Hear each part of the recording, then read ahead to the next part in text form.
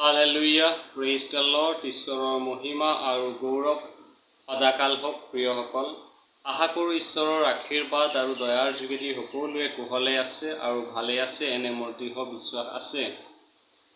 আজি আপোনালোকৰ ওচৰলৈ আৰু এটা নতুন ভিডিঅ' লৈ আহিছোঁ। আপোনালোকে এই ভিডিঅ'টি প্ৰথমৰ পৰা শেষলৈকে চাই থাকিব। ঈশ্বৰে আপোনালোকৰ জীৱনত প্ৰচুৰ পৰিমাণে আশীৰ্বাদ আৰু দয়া প্ৰদান কৰিব। আজি মূল বিষয় হিচাপে লোৱা হৈছে, স্ক্ৰিপচাৰ হিচাপে লোৱা হৈছে 1 কৰিন্থিয়া 6:20 ইয়াত এনেদৰে লিখা আছে, তোমালোক নিজৰ নোহোৱা কিয়নো তোমালোক মূল্যৰে কিনা হলা, এই হেতুকে তোমালোকৰ শৰীৰত ঈশ্বৰক গৌৰৱান্বিত কৰা। আমেন। আজি বাক্যই আমাক সোঁৱৰাই দিছে, তোমালোক নিজৰ নোহোৱা কিয়নো তোমালোকক মূল্যৰে কিনা হলা। আজি প্ৰত্যেক বিশ্বাসী ভাই ভনীক, প্ৰত্যেক গৰাকীক আজি কোনে কিনিছে? আজি বাইবেলে সোঁৱৰাই দিছে, তোমালোক মূল্যৰে কিনা হলা। এটা মূল্য দি আমাক কিনি লোৱা হৈছে। আৰু সেই কিনা ব্যক্তিজন বা কোন? সেই কিনা ব্যক্তিজন হৈছে প্ৰভু যীশু খ্ৰীষ্ট। আৰু তেওঁ প্ৰত্যেকজন বিশ্বাসীক তেওঁৰ বহুমূল্য তেজেৰে কিনি লৈছে। তেওঁ কালবাৰী ক্ৰুচত হত হৈ তেজ বুৱাই প্ৰত্যেকজন বিশ্বাসীৰ অৰ্থে, প্ৰতিটো মনুষ্য জাতিৰ কাৰণে, প্ৰত্যেক মনুষ্য জাতিৰ কাৰণে তেওঁ তেজ বুৱাইছে। আৰু তেওঁ আমাক এটা মূল্য দি তেওঁ কিনি ৰাখিছে। আৰু সেইকাৰণে তেওঁৰ বিশ্বাসী হিচাপে আমাৰ শৰীৰৰ পৰা ঈশ্বৰৰ গৌৰৱ প্ৰকাশ হ'ব লাগে।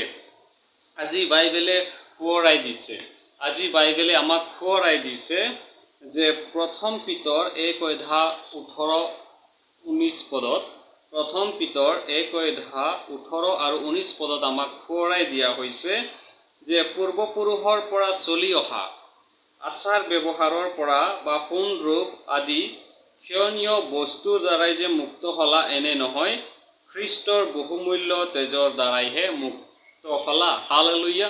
আজি আমি কিহেৰে মুক্তি লাভ কৰিছোঁ? আজি আমি কিহৰ দ্বাৰাই আমি মুক্ত হৈছোঁ? আজি আমি প্ৰভু যীশু খ্ৰীষ্টৰ বহুমূল্য তেজৰ দ্বাৰাই আমি মুক্ত হৈছোঁ বা পাপৰ পৰা আমি মুক্তি লাভ কৰিছোঁ। আমি কোনো পূৰ্বপুৰুষৰ পৰা চলি অহা বিধিৰ যোগেদি আমি মুক্তি পোৱা নাই, উদ্ধাৰ পোৱা নাই, বা পূৰ্বপুৰুষৰ পৰা চলি অহা আচাৰ ব্যৱহাৰৰ দ্বাৰাই আমি যে মুক্তি পাইছোঁ, এনে নহয়। কিন্তু আমি খ্ৰীষ্টৰ, যীশু খ্ৰীষ্টৰ বহুমূল্য তেজৰ দ্বাৰাই, কালবাৰী ক্ৰুচত হত হৈ যি তেজ বুৱাইছে, সেই বহুমূল্য তেজৰ দ্বাৰাই আমি মুক্তি লাভ কৰিছোঁ।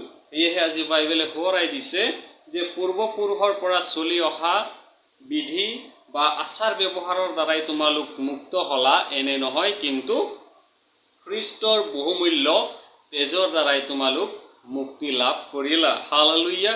আজি প্ৰতিটো বিশ্বাসীৰ যোগেদি, প্ৰত্যেকজনৰ শৰীৰৰ যোগেদি ঈশ্বৰৰ গৌৰৱ প্ৰকাশ পাব লাগে। কাৰণ এই শৰীৰ আমাৰ নিজৰ নহয়। এই শৰীৰ খ্ৰীষ্টই নিৰ্মাণ কৰা হয়, ঈশ্বৰে নিৰ্মাণ কৰা এই শৰীৰ আমাৰ হয়। আৰু আমাৰ শৰীৰৰ যোগেদি ঈশ্বৰৰ গৌৰৱ আৰু মহিমা প্ৰকাশ হোৱাটো ঈশ্বৰ জীৱাই বিচাৰে। আৰু সেইকাৰণে আজি আমাক সোঁৱৰাই দিয়া হৈছে যে খ্ৰীষ্টৰ বহুমূল্য তেজৰ দ্বাৰাই তোমালোক মুক্ত হলা। হালেলুয়া। সেইকাৰণে আমাৰ শৰীৰৰ যোগেদি প্ৰতিটো সময়, প্ৰতিটো ক্ষণত ঈশ্বৰৰ মহিমা আৰু গৌৰৱ প্ৰকাশ হোৱাটো ঈশ্বৰ জীৱাই বিচাৰে।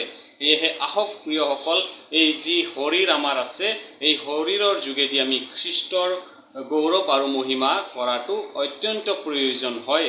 সেয়েহে আহক আমি প্ৰতিটো সময়, প্ৰতিটো ক্ষণত আমাৰ এই শৰীৰৰ যোগেদি ঈশ্বৰৰ মহিমা কৰোঁ হওক। আহক এই বাক্যৰ যোগেদি ঈশ্বৰে প্ৰত্যেকৰ জীৱনত বহুমূলীয়া আশীৰ্বাদ প্ৰদান কৰক। আমেন।